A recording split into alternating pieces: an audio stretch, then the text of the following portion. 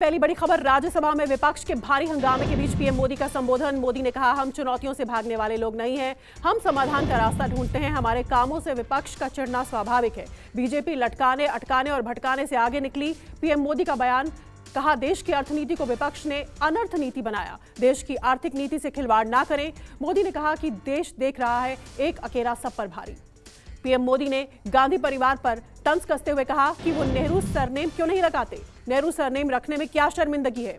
ये देश किसी की जागीर नहीं। 600 योजनाओं के नाम नेहरू और गांधी के नाम पर हैं।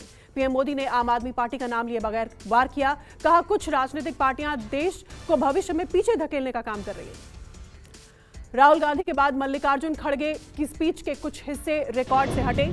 विरोध की शुरुआत खुद खड़गे ने की। कांग्रेस प्रमुख मल्लिकार्जुन खड़गे ने राज्यसभा के सभापति जगदीप धनखड़ से कहा कि उन्होंने जो टिप्पणियां की वो असंसदीय नहीं थी। उन्होंने धनखड़ से पूछा कि प्रधानमंत्री नरेंद्र मोदी पर उनके भाषण के कुछ हिस्सों को संसद के रिकॉर्ड से क्यों निकाला गया। दिल्ली के जंतर मंतर पर केंद्र सरकार के खिलाफ कांग्रेस की महिला आक्रोश रैली। महंगाई, बेरोजगारी को लेकर सड़क पर उतरी अखिल भारतीय महिला कांग्रेस। सैकड़ों की संख्या में कांग्रेस समर्थक महिलाएं जंतर मंतर पर पहुंचकर प्रदर्शन और नारेबाजी करती हुई दिखाई दी। जासूसी कांड पर दिल्ली में जारी है घमासान। जासूसी कांड के खिलाफ बीजेपी का प्रदर्शन। आम आदमी पार्टी की सरकार पर जासूसी करवाने का आरोप। कार्यकर्ताओं ने निकाला विरोध मार्च। बीजेपी ने आप पर आरोप लगाते हुए कहा कि जासूसी कांड के सामने आने के बाद यह साफ हो गया है कि केजरीवाल ने अपनी पूरी ताकत का इस्तेमाल केवल अपने राजनीतिक विरोधियों को खत्म करने के लिए किया। दिल्ली के उप मुख्यमंत्री मनीष सिसोदिया का ट्वीट। सिसोदिया ने ट्वीट पर बीजेपी पर लगाए आरोप। सिसोदिया ने लिखा कि बीजेपी वाले मेरे खिलाफ नया आरोप लाए हैं कि मैं 2015 से उनकी जासूसी करवा रहा हूं। इतने बड़े बड़े लोग जिनका अस्तित्व ही सीबीआई, ईडी, पेगासस से विपक्षी नेताओं के खिलाफ साजिश कराने पर टिका है, मुझ पर आरोप लगा रहे हैं। केंद्रीय मंत्री अनुराग ठाकुर ने बजट को लेकर कहा, इस बार का बजट आज तक का सबसे ज्यादा अच्छा बजट। 2014 के मुकाबले 9 गुना ज्यादा बजट। देश के आम आदमी, गरीब और किसानों का हितैषी है बजट। समाजवादी पार्टी अध्यक्ष अखिलेश यादव का मुख्यमंत्री योगी आदित्यनाथ पर वार। अखिलेश ने सीएम योगी पर वार करते हुए कहा कि योगी डिप्टी सीएम को इसलिए आगे करते हैं क्योंकि वो खुद बयान देने से बचते हैं। बुलडोजर से जितनी कार्रवाई हो रही है वो निर्दोषों पर हो रही है। बीजेपी का बुलडोजर गलत जगह चल रहा है। ये सरकार माफियाओं को बचाती है। लखनऊ में मुख्यमंत्री योगी आदित्यनाथ ने लक्ष्मण की मूर्ति का अनावरण किया।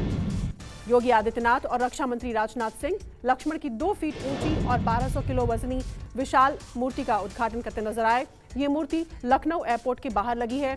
ब्रॉन्ज से बनी ये मूर्ति 12 फीट की है जो 6 फीट ऊंचे पेडेस्टल पर लगाई गई है। जमीन से करीब 18 फीट ऊंची लक्ष्मण की मूर्ति काफी दूर से ही दिखाई देगी। ग्लोबल इन्वेस्टर्स समिट में भाग लेने के लिए विदेशों से भी डेलीगेट्स लखनऊ एयरपोर्ट पहुंच रहे हैं।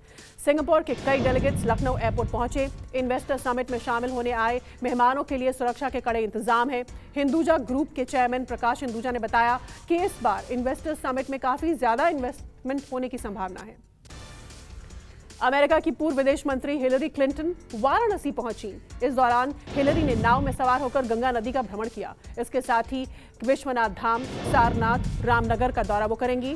3 दिन के प्रवास में हिलरी क्लिंटन काशी की संस्कृति और परंपरा और सामाजिक संबंधों से रूबरू होंगी। वाराणसी दौरे के बाद 11 फरवरी को विशेष विमान से वे दिल्ली लौटेंगी।